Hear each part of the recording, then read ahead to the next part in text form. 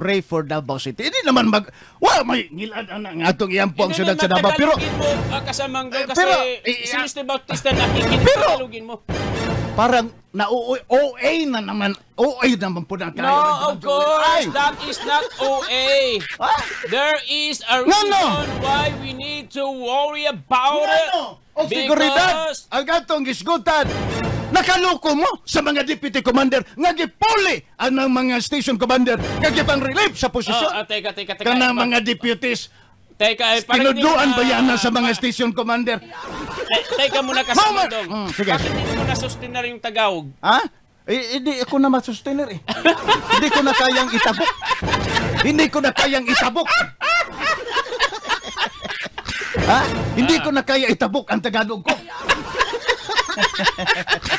Sagutin mo.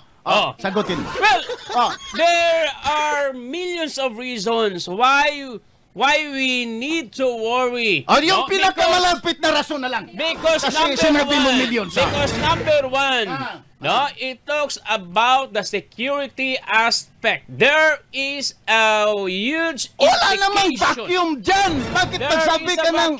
Wala namang vacuum kasi nahulipan ka agad yung mga natanggal natin na mga station commanders sa kanilang mga deputies. Do not look Daddy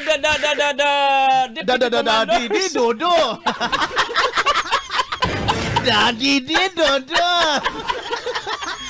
Don't look the deputy commanders. Why? But you look after the numbers of police officers were being relieved from their positions in different police precincts. And marami naman dyan mga mayong laki, Jo. Ano yung mayong laki? Mga mayong laki, mga awardee. Don't you magagaling na mga member ng Philippine National Police. Look at that. Wala namang hindi naman sinasabi diyan sa organisasyon na may monopoli tayo diyan sa mga talented natin na mga kapulisan. No. Look at. The total population in Davao City is about 2 million. 2 million. Compared to the numbers of policemen in Davao City, there are 1,500 only. So therefore, in every police officer, there are about 1,000 Davaoenos, no? That need to protect this one police officer. So 40 police officers kasamang Dong. Ratio yung sinasabi mo. Ang galing mo, statistics yan. So imagine kinukwenta mo talaga. 40,000 Davaoenos.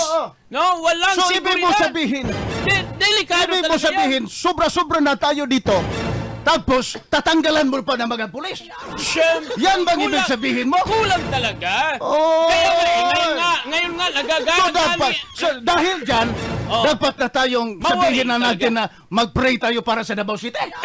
Of course, ito yun hindi ko pa tinatandog yung ibang aspeto. Dito lang tayo. Tandugin mo!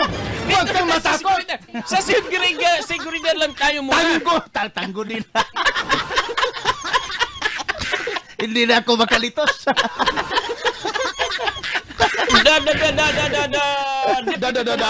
Dodo. Tingnan mo, ang bilis talaga. Ang bilis talaga na. Ito talaga si Soy. Masyadong mabilis. Nakatawa ngayon si Rex Canoy. Andyan lang si Rex sa tabi-tabi, nakikinig sa atin. Sige. Diba? So, ako rapat tayo kasi malapit na si Mads MJ. Bakit natin iwawori yan? Kasi seguridad lang pinag-uusapan natin dito. No? Anong mangyari kung talandugonon yung seguridad natin? No? Tapos, Bakit? Yung ekonomiya, bakit? Ano pa lang nangyari? Ang kasunod na mabituhan yan kasi monitoring tayo. Monitoring tayo. After na na-relieve itong 35 at saka kasama yung baga talented natin na mga di basta-basta na mga station commanders headed by Police Colonel Lau ng Sataan at PNP. Tingnan mo. Anong nangyari? Peaceful pa rin ang Davao City. Hindi mo lang alam. Mula noong na-relieve. Wag na Anong nangyari? Anong nangyari sa Davao City? Maraming nangyari. Anong nangyari sa Davao City?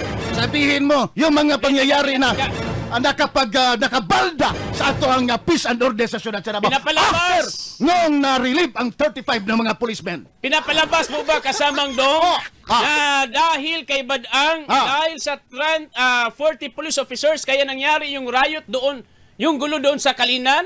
Ay, wala. Yung gulong sa Bangkiruan? Ay, tama. Yung away-away diyan sa no? San Pedro sa harap ng City Hall, yun bang pinapalabas mo ngayon? Tinanggal wala na? Wag mo namang ibalik sa aking panumduman yan.